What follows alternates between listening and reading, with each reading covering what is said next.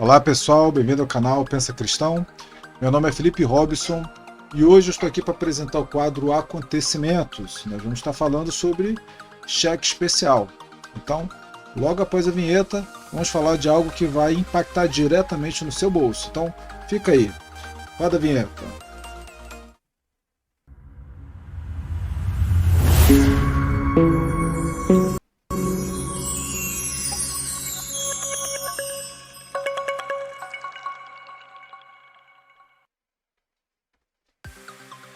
Bom pessoal, desde já quero agradecer a audiência.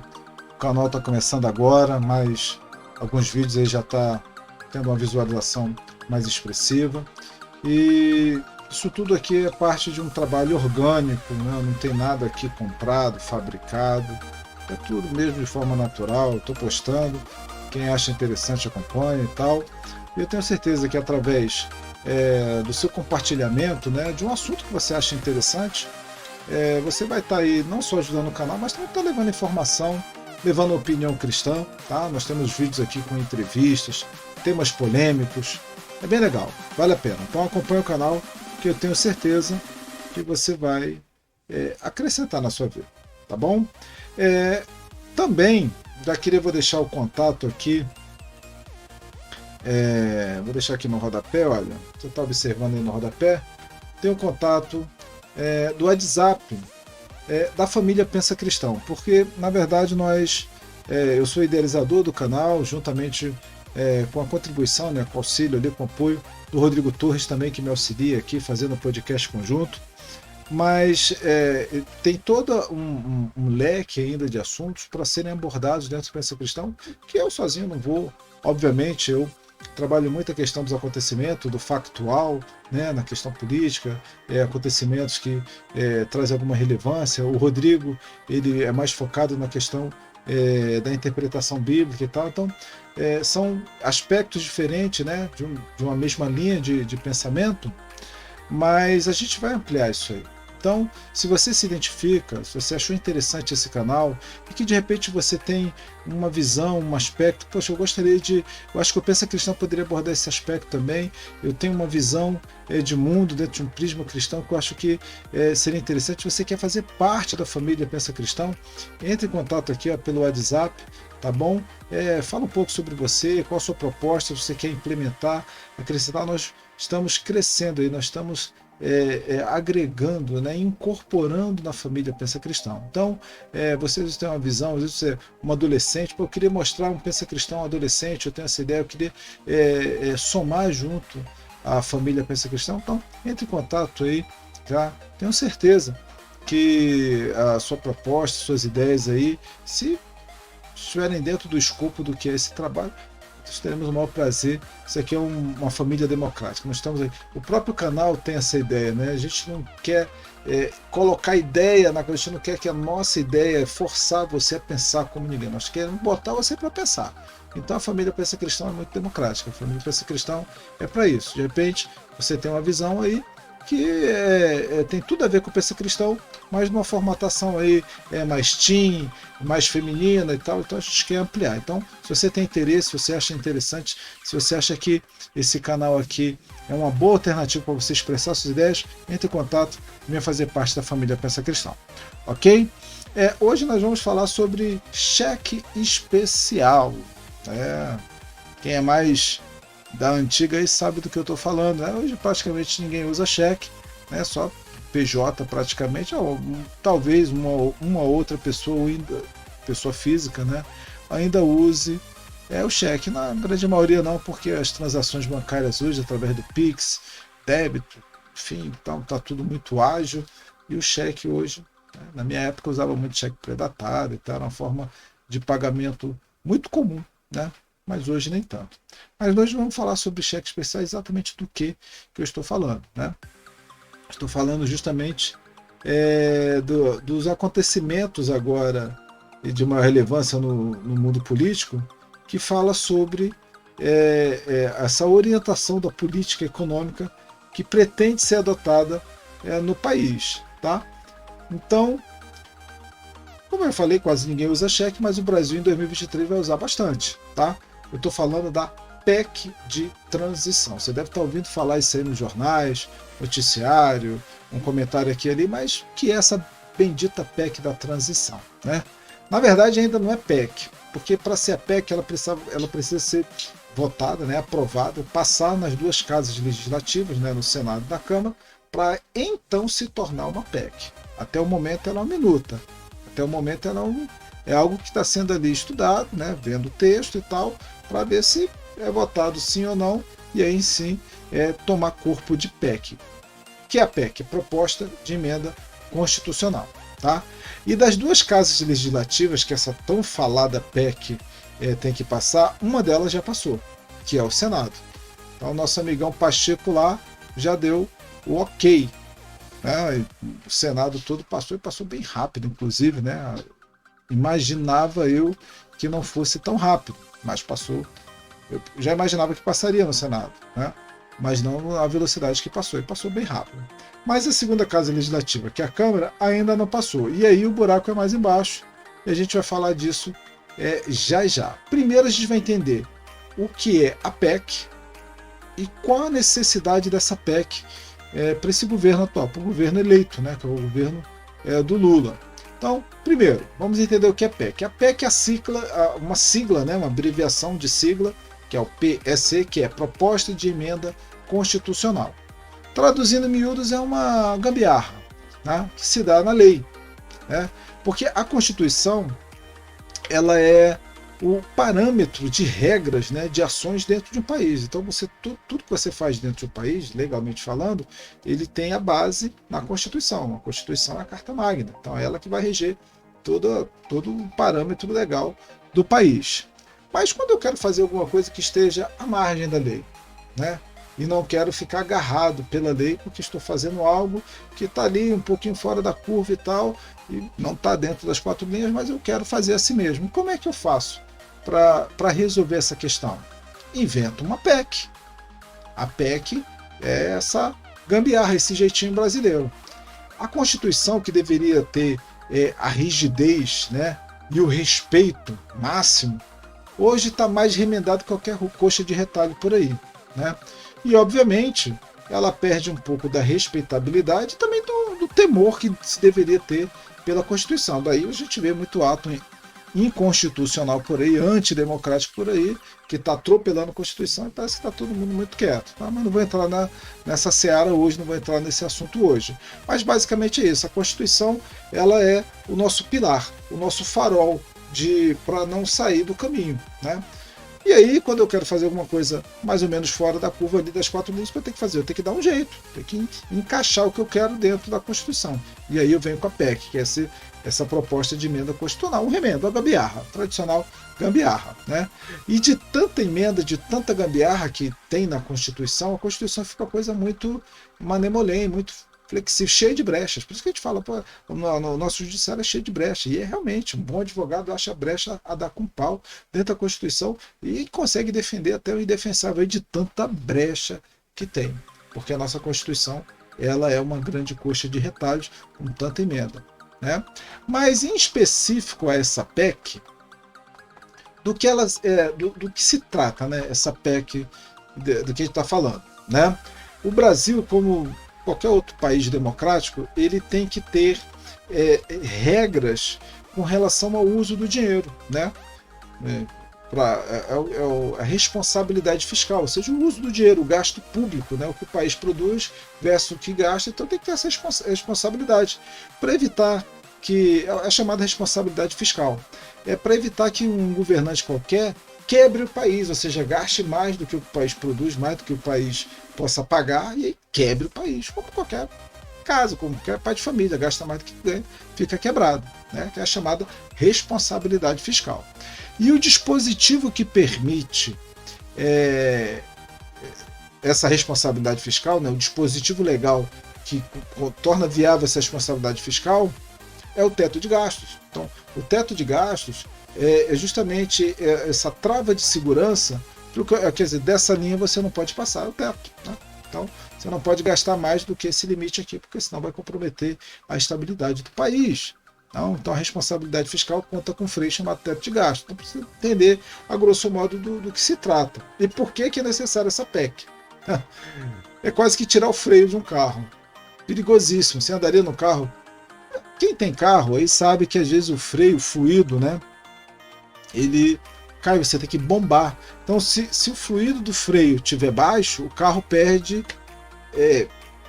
poder de frenagem. E é perigoso descer uma serra, você está numa certa velocidade e não conseguir parar. Então, tirar o freio, tirar travas de segurança é perigosíssimo para qualquer coisa. Seja para um veículo, seja para um negócio, seja para um contrato. Por que existe contrato? O contrato nada mais é do que travas de segurança para você estabelecer uma relação comercial, uma relação de contratação de serviço, de bens, de produtos, enfim, de uma forma segura. São travas, são dispositivos de segurança. Então a responsabilidade fiscal conta com esse dispositivo de segurança chamado teto de gastos. E o que a PEC vai fazer? Vai afrouxar. Imagina uma bicicleta. Deixa eu afrouxar um pouquinho esse freio. Esse freio está muito bom, eu quero ele mais solto.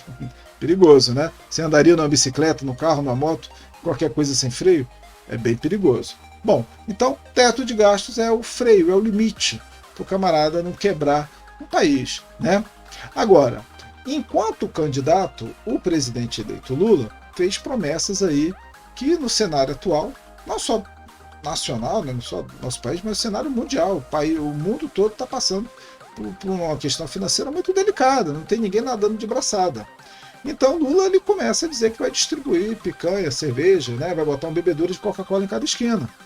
E aí ele percebe que essas promessas são inexequíveis com o cenário atual, né? De repente ele acorda e descobre que não é o Silvio Santos, que não pode ficar jogando aviãozinho de dinheiro para todo mundo. Como é que vai fazer para aparecer, brotar picanha e chover cerveja, né? Para distribuir tudo que estava sendo prometido ali, que não só se trata do retorno do Bolsa Família, que na verdade é o auxílio que já existia, agora vai retornar o nome que era na época do governo Lula, Dilma, enfim, que é o Bolsa Família.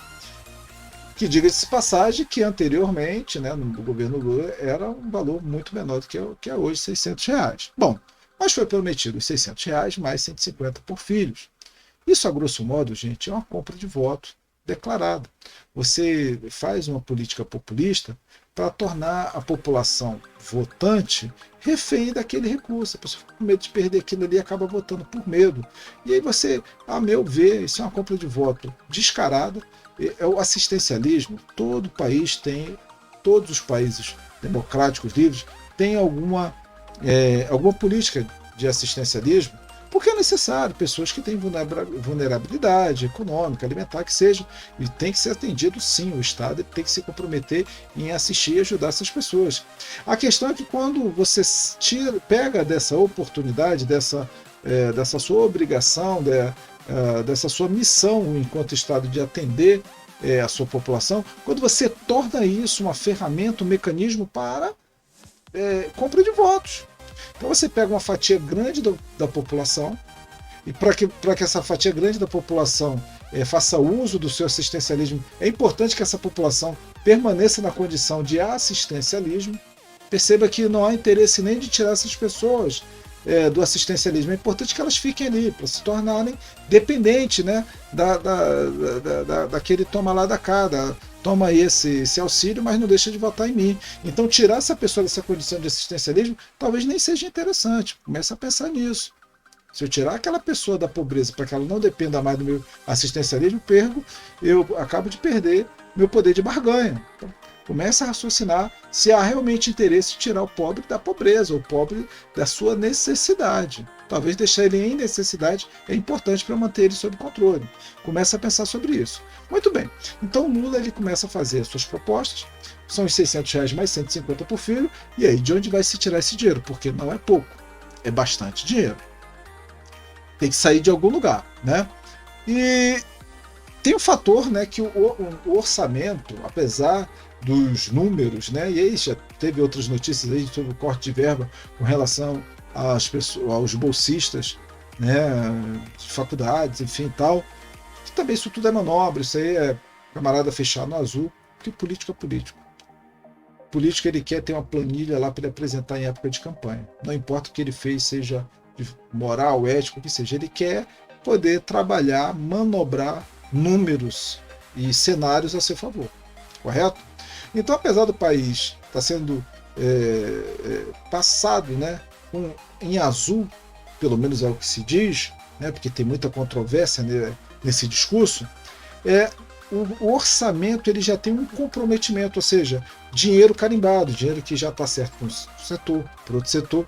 Então é quando um pai de família sabe quanto vai ganhar e ele já tira, olha, tem tanto para a luz, tanto para o aluguel, tanto para o gás, tanto para a internet, tanto para isso, tanto para aquilo, tanto para a saúde. Então orçamento é isso, então já tem dinheiro carimbado, para onde vai cada fração do orçamento.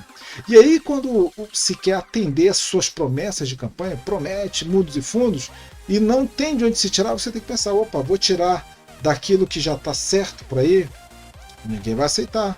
Já imaginou tirar da saúde, embora que seja um Bolsa Família, tá, mas tirar da saúde, tirar da educação, não vai pegar bem. E aí o que faz?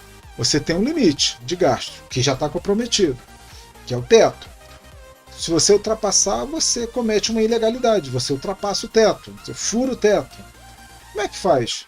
Vou jogar o teto para cima. Essa é a solução, né? Aliás, o teto já está mais lá em cima, né? O pé direito, né? O pé direito é a altura do teto em relação ao piso. O nosso teto, se fosse comprado na casa, já daria para soltar pipa dentro de casa, de tão alto que está esse teto. Mas vamos jogar ele mais para cima. Vamos tornar legal o que hoje é ilegal. Trocando em miúdos é isso.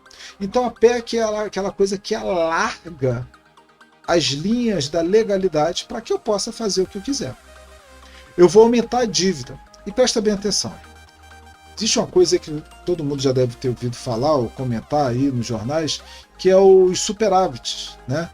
Que o superávit nada mais é do que o que sobra entre o que o país produz e a sua dívida. Então o país produz X, tem dívida Y, paga a dívida, o que sobrou é o superávit. Só que se você aumentar a dívida, imagina, o que é o superávit na tua vida? É quando você recebe o salário, paga tudo que você deve, o que te sobra no bolso é o teu superávit. Agora, se você ficar assumindo dívidas e dívidas e dívidas, vai ter uma hora que vai sobrar nada, pelo contrário, você vai fechar o mês devendo. Não é isso? Então, quando você tem um teto de gastos, tá ali. E aí nós já tivemos, nosso superávit está positivo, nós tivemos um superávit mínimo, né, que também infere ao crescimento do país, ou seja, o superávit ele vai traduzir o crescimento do país, né, ou seja, o que o país produziu, pagou sua dívida e que sobrou. Então, quanto mais sobra, mais ele cresce. Ou seja, imagina que no mês X no teu salário sobrou tanto e no mês seguinte sobrou um tanto e mais um. Opa, então estou prosperando, não é isso? Então esse tanto mais um. Aí você dá um jeito, muda seus hábitos, economiza aqui, uma fonte de renda extra e tal, para que cada mês o que sobra no teu bolso depois que você paga as suas contas seja um pouco maior, uma quantidade maior. Isso é crescimento. Você vai dizer, financeiramente eu estou crescendo. Por quê? Você está cada vez tendo mais riqueza, né? Patrimônio, porque dinheiro é patrimônio também, a seu favor. Quando o país começa a assumir dívidas, ou seja, hoje você tem um teto de dívida X, você alarga, você vai aumentar a dívida, as chances da gente superar essa dívida é menor. Porque hoje o nosso superávit é mínimo, né? Uma coisa. Se a gente aumenta a dívida, a chance de empatar já fica difícil, que dirá superar.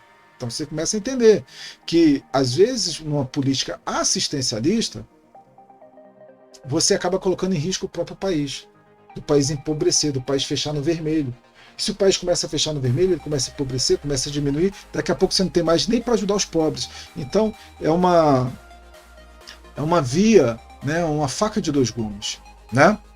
Então as promessas de campanha o Lula fez e nós vamos pagar, porque se essa PEC passar, e eu já vou entrar nesse assunto, se passa ou não passa, ele faz a promessa e nós pagamos a dívida dessa promessa. Porque o Estado não produz nada, o Estado ele só arrecada. Então, se ele promete mais, ele precisa arrecadar mais, e arrecadar da gente. Então, no final das contas, quem paga sou eu e você, que estamos aqui dialogando nesse vídeo. Muito bem, então as promessas de campanhas que ele quer cumprir e outras coisinhas a mais, porque o furo do teto, né, o que ele quer estender, alargar, é coisa pouca, é só 200 bilhões. B de bola, bilhões, é o que ele quer. Nós já temos uma relação de dívida que compromete, que estabelece um teto, e ele quer jogar mais 200 bi, ou seja, aumentar o tamanho da nossa dívida em 200 bilhões. Tá, bom, vamos entender melhor isso aí. Não tem jeito. Esses 200 bilhões não tem no orçamento, então vai ter que furar o teto. Então, o que eu faço com essa lei, com essa trava aí que é o teto de gasto? Tem que furar, o que eu faço com a lei? Vou meter uma PEC, vamos de PEC. O que é a PEC? A PEC é o projeto lá, a proposta de emenda constitucional. Então vamos meter uma gambiarra na Constituição e subir o pé direito dessa casa, que já está bem alto. Tá? E aí talvez você pergunte, poxa Felipe, mas aí você está falando aí, pô, mas é dinheiro para distribuir para a população, para os mais pobres e tal. É redistribuição de renda para os mais pobres. Perfeito. Vamos voltar lá. Eu gosto muito de exemplificar com o que é do nosso cotidiano, que fica fácil de entender. Imagina um pai de família que está passando uma crise financeira, né? Qualquer lá. E aí essa crise financeira pode até comprometer lá a sua ida no supermercado, as suas compras do mês. Então o que ele vai fazer, né? Quais são as soluções que ele pode dar para uma crise como essa, para que o supermercado, para coisas essenciais, não sejam atingidas por essa crise financeira? Então vamos lá. Opção A, dentro de uma crise financeira, para salvar o supermercado, o que eu faço? Eu corto supérfluos, corto a internet, corto o Netflix, corto, sei lá, o jantarzinho, corto o cinema, corto o teatro, corto, sei lá, né? Eu corto coisas supérfluas, porque esse dinheiro que eu cortei, eu realoco ele em questões essenciais. Seria uma boa opção, na sua opinião? Outra opção, talvez que um pai de família enfrentando a crise financeira possa dar, ele tenta aumentar a sua renda. Ele já corta o que é supérfluo, ao mesmo tempo, o que ele faz? Ele faz um bico, faz um trabalho extra. Se de repente tem um carro, às vezes é interessante vender o carro, porque o carro em si já gera despesa, que é combustível, IPVA, é manutenção, é não sei o que. Então, às vezes, vender o carro, além de ele se livrar desse montão de gastos, ele ainda tem o dinheiro da venda do carro. Então, ele corta gastos e ainda capta recursos, né? Se capitaliza. Seria uma opção? Cortar supérfluos e vender o que fosse possível vender para equilibrar as contas? É uma opção. Tem também uma outra opção. Você está passando uma crise financeira e aí o que você faz? Você vai no banco, faz um empréstimo astronômico, certo? E aí, para comemorar esse empréstimo astronômico que você conseguiu, você chama a rapaziada e dá um belo churrascão arregado a cerveja e a picanha. Qual dessas três opções você acha que é mais sensata? Né? Isso é para a gente poder raciocinar do que está acontecendo. É bom dar esse exemplo do microcosmos da situação para você entender o macro. O país ele se coloca em risco muitas das vezes por bravatas, por ações irresponsáveis de políticos que só querem fazer bonito para a próxima eleição. Só estão pensando na próxima eleição. Sempre assim, não tem jeito. Uma exceção de um ou outro que talvez pense no bem-estar do que ele representa, daqueles que colocaram ele naquela cadeira, naquela posição de poder. Com raríssimas exceções, a grande maioria só está pensando no grande projeto de poder e perpetuação do poder dentro do ambiente político. Só isso. Então, essa PEC nada mais é do que uma gambiarra para que se torne, faça parte do orçamento esse alargamento de mais de 200 bi, para que então eu possa endividar o país sem cometer crime. Traduzindo é isso, né? Porque dentro do Estado existem maneiras, como a gente falou aí do exemplo do pai de família e tal. Dentro do Estado existem maneiras. Você pode fazer cortes na máquina pública, diminuir, né, o tamanho do Estado, que não é o que está acontecendo. Está aumentando, tem mais 13 ministérios, com gabinetes, com isso, com parafernália toda, né? Aumento de imposto, aumento da burocracia, o Estado ficando maior, mais pesado. Isso que eu já falei, o Estado não é fábrica, o Estado não produz nada, o Estado não produz riqueza, o Estado ele só arrecada. Quem produz riqueza é a população, é a iniciativa privada. Nós temos que produzir riqueza. certo? Mesmo no caso do pai de família que decide cortar supérfluos e ao mesmo tempo ainda procurar uma outra fonte de renda, o Estado deveria estar fazendo a mesma coisa. Em vez de estar criando mais ministérios, deveria estar procurando enxugar esses ministérios, cortar os penduricalhos, ao mesmo tempo desburocratizar o país para o país produzir mais, para o país tentar desenvolver mais. Vender estatais e privatizar estatais para tirar esse peso do Estado. Você privatiza estatal, você se livra de um monte de penduricalho de Estado, aí desincha o Estado fica mais enxuto, ao mesmo tempo você capta recursos com essas privatizações que podem ser reinvestidos e realocados em questões sociais, em questões de desenvolvimento, para se desenvolver. O país precisa mais do que assistencialismo, precisa de desenvolvimento. Para quê? Para que as pessoas não precisem mais de assistencialismo. O país desenvolvido, a sua população fica desenvolvida. Correto? Então, usando o exemplo do pai de família que corta os supérfluos e arruma outra forma de renda, o Estado deveria diminuir o tamanho do Estado, da máquina pública, ao mesmo tempo começar a privatizar esse montão de elefante branco que tem aí, né? E cabide de emprego do toma lá da cá de muitas estatais. Enfim, que não é o caminho, pelo menos a proposta que se desenha para 2023. Pelo contrário, que é se aumentar o tamanho do Estado e são plenamente contra privatizações. Que, enfim, a desburocratização do Estado, isso também ajudaria principalmente aos médios e pequenos empresários. Os grandes também, é óbvio, mas o pequeno, micro, médio, ele sofre mais, porque fica pesado manter a empresa, fica pesado manter seus funcionários, fica pesado se desenvolver com tanta burocracia, com tanto imposto, porque estão alargando, estão criando uma margem maior de dívidas, mais de 200 bi, né, o cheque especial, né? Estão querendo pegar esse cheque especial de 200 bilhões, mas quem vai pagar esse cheque somos nós. E quem vai pagar quem vai pagar a população, porque vai ser mais imposto, vai ser mais burocracia, vai ser um Estado mais pesado, porque ele precisa sugar para pagar essa dívida, ou seja, faz a promessa que quem paga é a gente, nas nossas costas. Então, ao invés de desburocratizar o Estado, porque o dever do Estado é ele tem que sair da frente um pouco, ele tem que sair do caminho para o país crescer. Imagina um juiz num jogo de futebol. Aliás, hoje jogou Brasil e Croácia. O Brasil foi eliminado pela Croácia nos pênaltis, infelizmente, né? Mas graças a Deus, hoje eu vi um sentimento assim, não só em mim, em outras pessoas. Claro que nós ficamos tristes com a eliminação do Brasil na Copa de 2022, né? Do Catar. Mas eu vi uma população que não se impactou, mas a sua preocupação não era mais só o futebol. O Enéas falava isso, que quando a população se preocupar mais com a política do que com o futebol, nós estaremos passando por uma transição cultural muito boa. Então hoje eu vi isso. Claro que eu fiquei triste, mas não foi aquele impacto, né, que anos atrás, talvez décadas atrás, se tinha, onde a única preocupação era o futebol. Graças a Deus, nós sofremos, claro, com a eliminação do Brasil na Copa, mas entendemos que o país não é só futebol. Que bom. Bom, e voltando ao exemplo, o Estado é como um juiz num jogo de futebol.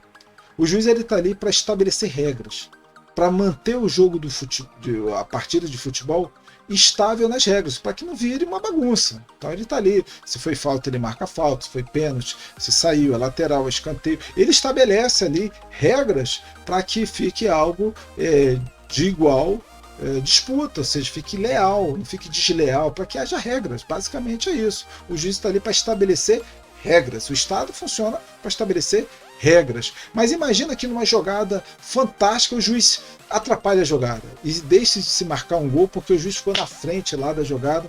Então, quer dizer, ele está ali para estabelecer regras, mas não está para atrapalhar.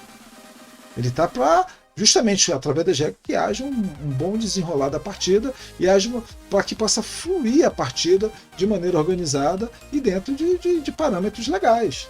Mas não para atrapalhar. Imagina um juiz que toda hora atrapalha a jogada, fique no meio, o Estado ele tem que ser desburocratizado pela mesma questão que o juiz tem que sair do meio da jogada e que não impeça de fazer o gol. Hoje muito empresário não faz não é um goleador porque o Estado está se intrometendo, está pesado, está burocrático e o país não se desenvolve. Então, além de enxugar a máquina, além de se desfazer de um monte de penduricário de estatal que só serve para cabide de emprego, o Estado também tem que se desburocratizar, parar de atrapalhar tanto quem realmente faz o país crescer, que é o setor privado, é a iniciativa privada. O Estado não produz uma agulha. Quem produz tudo, toda a riqueza do país, é a iniciativa privada. As estatais também têm que há uma contribuição, como no caso da Petrobras, enfim, mas hoje, por exemplo, o agronegócio ele sustenta a economia do país de uma forma extraordinária. Isso vem de onde? É do setor privado. Então, se começar a pesar, começar a burocratizar, o crescimento do país fica comprometido e, obviamente, tudo em cadeia, em sequência, fica comprometido. Emprego, renda, desenvolvimento, tudo que você possa imaginar. E o Estado, não adianta que o Estado não vai prover nada sem iniciativa, se o país não produzir. Se o país não produzir, não adianta. Tá? Então, melhor do que dar dinheiro para uma população, uma política assistencialista, muito melhor do que dar dinheiro, é dar emprego, é dar dignidade, é dar condições do cidadão se libertar do assistencialismo, dele poder só depender do trabalho dele, não depender de assistencialismo, não depender de nenhuma bolsa de nada, é ele poder suprir sua necessidade da sua família de maneira digna e independente. Isso faz o país crescer, isso faz o país desenvolver. Não o assistencialismo, pelo contrário, o assistencialismo tende a empobrecer o país. Por que isso? Porque com o assistencialismo, e como eu falei, é uma jogada política, se o cidadão ele se liberta, se o cidadão não depende mais do Estado, fica difícil convencer esse cidadão a favor do Estado. Ou seja, você tem que realmente ser competente, realmente você vai ter que prestar uma boa administração, um bom trabalho para convencer ele nas próximas eleições, porque ele não mais depende do teu assistencialismo. E talvez isso não seja interessante para nenhum político, ou pelo menos para uma grande parte dos políticos, não é verdade? Tem que manter a população pobre e dependente para que mesmo que você faça um serviço emporcalhado, ele continue votando em você pela dependência do seu assistencialismo. Não é verdade? O caminho trilhado para 2023 é do assistencialismo, não é do desenvolvimento. E aí me causa uma certa apreensão com tudo que está sendo apresentado. Você vê que as falas do Lula, não só no Centro Cultural Banco do Brasil, quando ele começa a falar muito de assistencialismo, a bolsa cai, o dólar aumenta, e aí economistas fizeram cartas para falar, gente, se vocês continuarem com esse discurso aí, economistas que apoiaram inclusive a campanha do Lula, começaram a falar, olha, não dá para continuar te apoiando, você falando que só tem que distribuir dinheiro, e como é que faz, como é que desenvolve o país para a gente ter um ambiente de prosperidade. Porque o ambiente só de assistencialismo, só de dar o dinheiro, imagina, você só distribuir, tá, mas não está falando de desenvolvimento, quem é o ministro da Economia, que até agora não foi anunciado, quem é a equipe econômica, não, nada, absolutamente nada. Então, as pessoas começam só está falando de distribuir dinheiro. Tá, mas como é que vai, de onde vai vir o dinheiro, como vai produzir riqueza, como é que o país vai crescer, desenvolver, se não só está já, nem assumir o poder, já está preocupado nas próximas eleições, só falando em distribuir.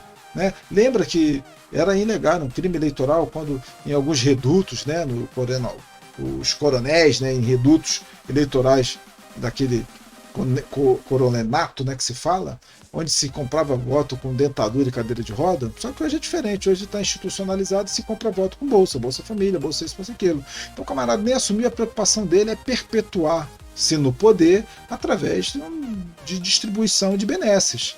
Quando na verdade devia estar, não, eu estou comprometido a desenvolver o país para que em pouquíssimo tempo ninguém precise de assistência, ou minimamente algumas pessoas ainda precisem desse assistencialismo. Mas o objetivo é tirar a população do assistencialismo e desenvolver o país. Esse deveria, para mim, seria um discurso mais animador, mas não é isso que está acontecendo.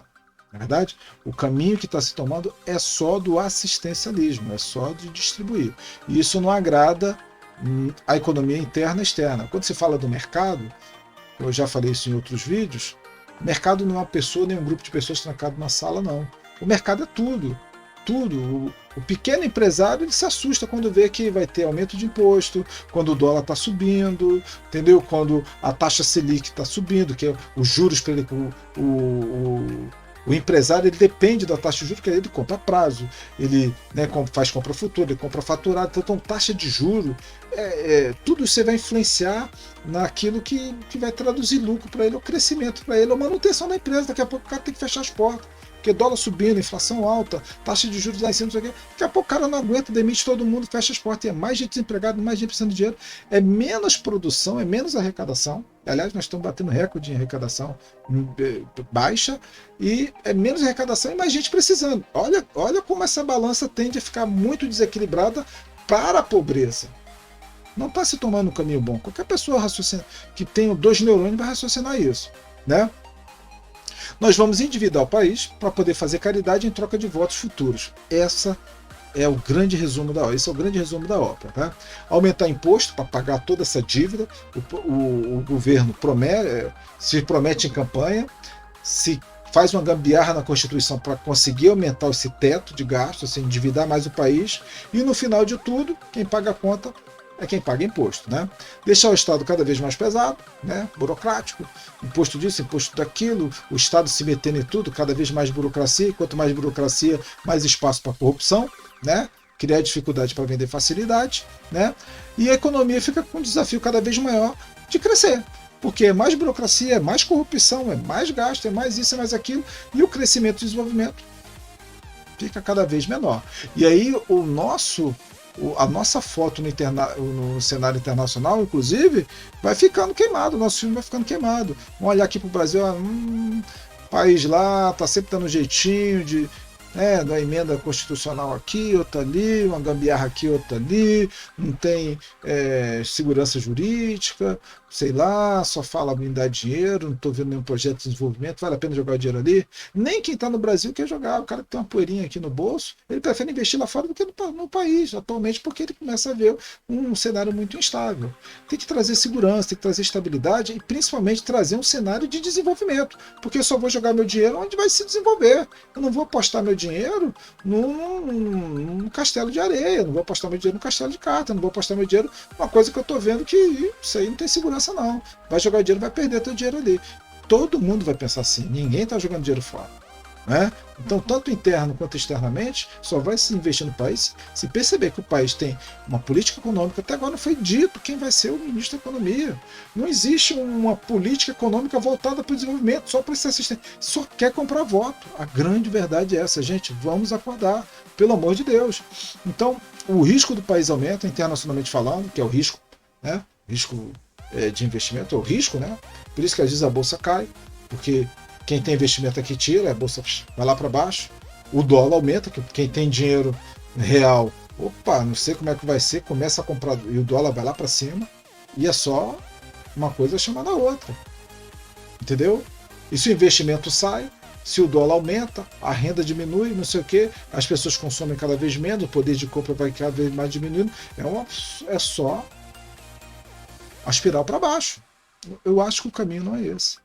Particularmente. Posso estar redondamente enganado, mas acho que o caminho não é esse. Né? Quem quer investir num país paraguaio, né? Vamos dizer assim, um cavalo paraguaio, você quer investir no vencedor. E se você está se tomando um caminho que é um caminho para uma futura Argentina, ninguém vai querer investir. E isso aí sim vai trazer um prejuízo muito grande, principalmente para os mais pobres. Essa é a grande questão. Às vezes querer fazer bonito com a bandeira de atender os pobres, você pode estar arruinando o país onde quem vai sofrer são os mais pobres. Não é verdade? Então, voltando àquele exemplo do pai de família, você está endividado, assumir uma outra dívida ainda maior não é a melhor opção. Tem outras opções, como a gente falou anteriormente. Então, é justamente essa irresponsabilidade que está se fazendo agora. O cenário mundial não é bom, o cenário do país está com água aqui, mas eles querem deixar água aqui, né? Não estão tomando a melhor atitude, com certeza não estão.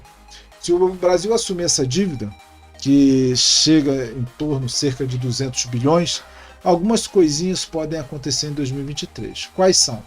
Inflação alta, a desvalorização ainda maior do real, que hoje está passando dos 5, daqui a pouco bate 6 e vai embora. Risco país, que aumenta, e o maior empobrecimento do Brasil, que vai atingir principalmente os mais pobres. Basicamente, são esses os efeitos mais imediatos se continuar no curso que está indo. Agora, tudo isso, esse furo de teto, essa PEC e tal, que ainda não é PEC, como eu falei anteriormente, só vai acontecer se passar essa minuta nas duas casas legislativas. Como eu falei anteriormente, no Senado já passou e passou com uma certa velocidade. Agora, precisa passar na segunda casa legislativa, que é a Câmara dos Deputados. E ali o buraco é mais embaixo, tá? Pachecão lá, com a turma do Pachecão já está tudo ok. Porém, na Câmara, a briga lá é briga de cachorro grande. Na verdade, eu diria até que não é nem briga de cachorro grande, é conversa de raposa velha, que ele é só político. Na Câmara, na Câmara dos Deputados é que é o local onde o centrão impera. O centrão é a grande promiscuidade política, a política fisiológica, a política do toma lá da cá, do balcão de negócio mais declarada que existe no país. O centrão é a grande promiscuidade política que existe hoje. E aí, o que o Lula quer, ele quer um lastro, ele quer uma margem de grana que ele não precise mais de ninguém. Porque esse 200 bi ele consegue fazer lá atender todas as promessas de campanha que ele tem e umas coisinhas a mais que está na mente dele que ele, por vezes ou outra, deixa soltar e deixa passar. Então ele quer esse cheque especial aprovado, ele quer esse cheque de 200 bi na mão. Se ele pegar essa grana, se ele botar a mão nessa grana, ele está com a chave do cofre. E aí, se ele tem a chave do cofre, ele não precisa mais do poder legislativo para aprovar nada para ele, já tem o que ele quer, que é a grana. E com grana você tem o poder, você faz o que você está a fim de fazer. O Centrão, ele não vai deixar correr frouxo assim. O Centrão é o toma lá da cá. Se o Centrão lá na Câmara aprova essa PEC, ele está deixando o Lula livre para fazer o que quiser. E o Centrão não vai, na minha humilde opinião, o Centrão ele quer ali o poder de barganha, o poder de troca. Então, na minha opinião, pelo Centrão, a Câmara dos Deputados vai dar uma trava nessa PEC, não porque está preocupado com o mais pobre, com o endividamento do país, ou com o futuro do país, ou o que vai ser da população num país endividado. Não. Eles vão travar, pelo menos esse valor todo, não sei, essa PEC, justamente para que o presidente Lula tenha ainda que recorrer ao Centrão para pedir ainda alguma solicitação, alguma permissão, olha, precisa se aprove isso, para ter o toma lá da cá, o poder de barganha, o poder de troca. Então eu acho que a PEC, por uma ironia da vida, essa dinamite que querem colocar no país para explodir o país, vai ser travada justamente pela política fisiológica, né? Pelo interesse, pela promiscuidade política do Centrão. O mau-caratismo do Centrão, de certo modo, vai dar uma trava, vai ser um freio nesse suicídio fiscal, nesse suicídio econômico que o presidente Lula quer colocar o país. Na minha humilde opinião, o que vai nos salvar vai ser o mau-caratismo do Centrão, que vai nos salvar. Pelo menos por enquanto. Pelo menos vai diminuir o impacto. Talvez os 200 bi não seja aprovado um valor menor, inferior, metade disso ou menos da metade disso. Vai impedir um impacto estrondoso, mas um impacto ainda que vai ser sentido, percebido por mim e por você em 2023. Eu acho que muita coisa tem que mudar no nosso país. A população já está mudando. A população já está dando sinais de que não aceita mais tanta coisa. Infelizmente é um sistema todo muito complexo, muito bem estruturado, muito bem engembrado, contra uma população que está aprendendo agora o que é democracia, aprendendo agora a gritar que ele tem poder, aprendendo agora a dizer, não, nós somos o poder de um país, é uma democracia, é pelo povo, é democrático. Então, estamos aprendendo agora a ter voz. E essa pouca voz já estão silenciando essa voz. Mas precisamos persistir. Precisamos continuar batendo o pé, para não deixar que coloquem cangalhas e cabrestos da gente e nos conduzam como se fossem mulas desse povo sanguessuga nas costas, né? O Centrão, que é o grande exemplo da política fisiológica e corrupta, não vai querer perder a correia, né? Não vai querer perder o presidente de vista. Então talvez isso nos salve. Enfim, o Lula ele quer dar uma banana para o legislativo, ele quer ter o dinheiro e dizer, ó, tchau legislativo.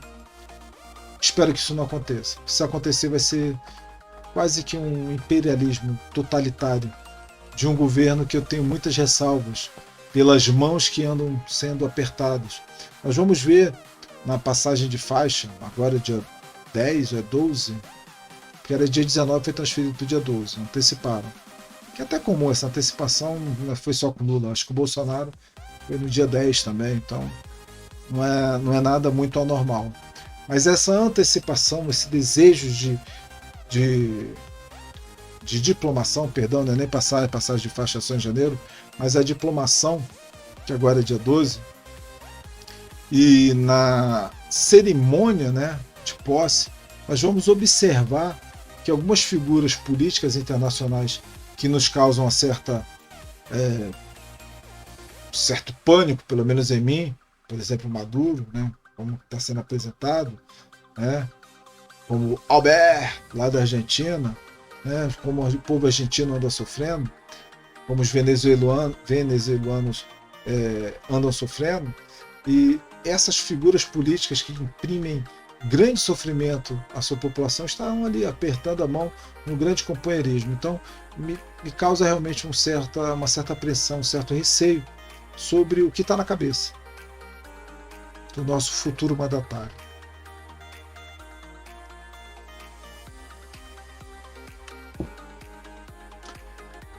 O bom seria que o país não ficasse na mão exclusiva do que bem deseja uma pessoa que aperta a mão do Maduro.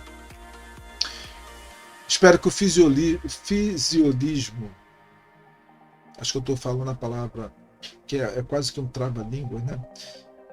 Que a política fisiológica, desculpe o trava-língua, que essa promiscuidade política do Centrão, que não deveria ser essa a nossa esperança, mas infelizmente é a pouca esperança que ainda temos. Que essa promiscuidade do Centrão evite que esse cheque quase que em branco, né, que 200 bi é muito dinheiro, que essa carta branca desse valor todo, dessa dívida toda, caia na mão de um governo que tem um alinhamento com Venezuela e Argentina. Então, infelizmente, dos lugares mais improváveis estão surgindo alguns fios de esperança. No fim de tudo, no fim de toda essa ópera, de toda essa novela, os políticos vão dar um jeito de atender as necessidades, não da população, mas atender as necessidades de um pelo outro. Eles atendem a necessidade do seu próprio universo, do seu próprio ambiente. E o povo? Bom, o povo serve mesmo para votar. Eu agradeço a sua audiência. Que essas palavras sejam para você pensar, para você refletir. Leve isso para o seu entendimento e faça o julgamento que lhe prouver.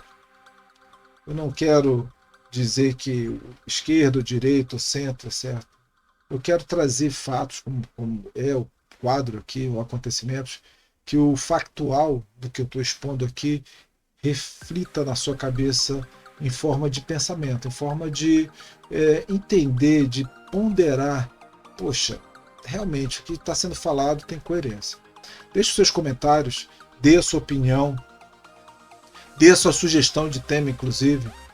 Esse quadro acontecimentos ele está sempre trazendo o que mais traz impacto na sua vida. E hoje, infelizmente, o que mais está trazendo impacto, muitas das vezes negativo, é o panorama político. Por isso que está sendo tão focado esse assunto. Tá? Mas deixe os seus comentários. E, como eu já falei anteriormente, se você tiver interesse e gostar desse canal e queira participar, você mora aqui no Rio, entre em contato aqui pelo WhatsApp para que a gente troque uma ideia e, quem sabe, aí, implementar um quadro dentro do Pensa Cristão com a sua identidade. Tá tá bom? Gente, também nós temos aqui a canequinha do Pensa Cristão, olha, tá vendo? Se você acha interessante, se você curte o nosso canal, quer ter uma canequinha dessa, entre em contato aí pelo WhatsApp também, que a gente dá um jeito dessa canequinha chegar aí na sua casa, tá bom? No demais aí, já deixo o convite, nós vamos ter a retrospectiva, vamos ter todas as notícias do ano, as principais notícias, é óbvio, do ano de 2022, tá aí trazendo também um aspecto, e aí sim, tanto lidando com o aspecto político, quanto o aspecto também com relação a um prisma, a uma visão cristã, fazendo um resumo desse ano, que foi um ano tão cheio de acontecimentos e de assuntos que trazem impacto e relevância na nossa vida. Então, te espero no próximo vídeo agora. Hoje é dia 9, né? Vou estar trazendo essa retrospectiva aí no dia até o dia 15. No dia 15 não passa, retrospectiva 2022 no Pensa Cristão. Então, te espero no próximo vídeo e já lembrando que a segunda parte da entrevista com o Rafael Moraes, falando sobre ateísmo e cristianismo, e também a segunda parte da entrevista com o Luciano, onde nós vamos falar sobre a corrida eclesiástica, não perca, tá? Tá imperdível. Eu tenho certeza que você vai acrescentar, levar aí para o seu convívio, para sua família, para os seus amigos, levar essa discussão também. Eu tenho certeza que vai ser muito produtivo. Então, te espero no próximo vídeo, na retrospectiva Pensa Cristão, e nos próximos vídeos, em conjunto comigo e Rodrigo Torres, trazendo os entrevistados. Então, te vejo lá e te aguardo no canal Pensa Cristão, canal que coloca você para pensar. Até a próxima!